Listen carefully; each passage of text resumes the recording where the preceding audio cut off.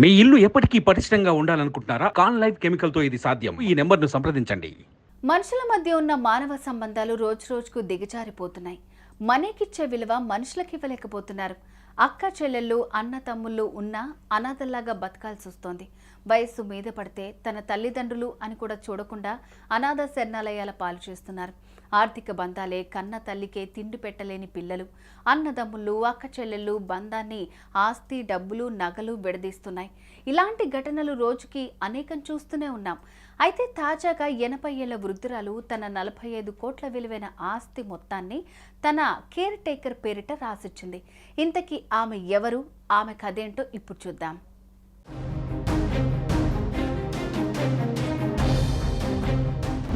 Italy ట్రెంటో ప్రావిన్స్లోని Mariya Malpati అనే పట్టణానికి చెందిన రెవేరేటోలో చాలా ధనవంతురాలు.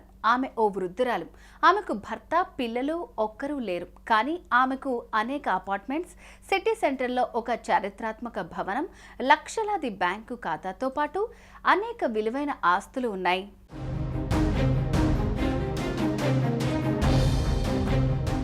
అయితే ఆ వృద్ధురాలికి ఎవ్వరూ లేకపోవడంతో ఆమె బాగోగులు చూసుకునేందుకు ఓ కేర్ టేకర్ను పెట్టుకుంది.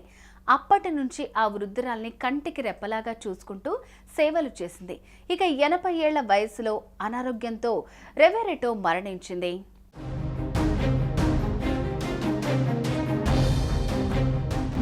అయితే ఆ వృద్ధురాలికి బంధువులు చాలా మందే ఉన్నారు. రెవెరెటో బ్రతుకున్నప్పుడు ఎవ్వరూ పట్టించుకోలేదు. చివరికి ఆమె మేనల్లుడు కూడా పట్టించుకోలేదు. దీంతో ఆమెను కంటికి రెప్పలాగా చూసుకున్న కేర్ టేకర్కు యావదాస్తిని రాసిచ్చింది. తాను చనిపోయిన తర్వాత ఆ ఆస్తి మొత్తం కేర్ టేకర్కు చెందేలాగా డాక్యుమెంట్స్ రాయించింది. ఆమె మొత్తం 5.4 మిలియన్లు అంటే మన కరెన్సీలో దాదాపు 45 కోట్ల ఆస్తిని అల్బేనియా నివాసి అయిన ఆమె కేర్ టేకర్ పేరు మీద రాసేసింది.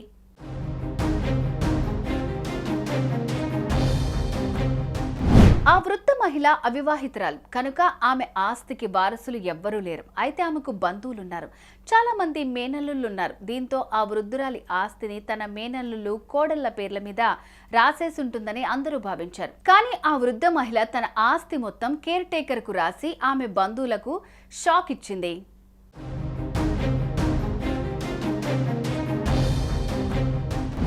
ఇక ఈ విషయాన్ని తెలుసుకున్న వృద్ధురాలి మేనల్లుడు న్యాయవాదిని ఆశ్రయించాడు.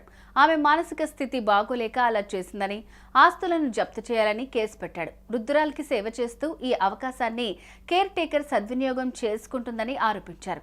అంతేకాదు వృద్ధురాలతో బలవంతంగా ఆస్తి డాక్యుమెంట్స్ పై సంతకం చేయించారని బంధువులు ఆరోపించారు. ప్రస్తుతం ఈ వ్యవహారం కోర్టు మెట్లెక్కడంతో మేనల్లుల వాంగ్మూలంలో ఎంతవరకు నిజం ఉందనే కోణంలో విచారణ సాగుతోంది. త్వరలో నిజానిజాలు తేలనున్నాయి.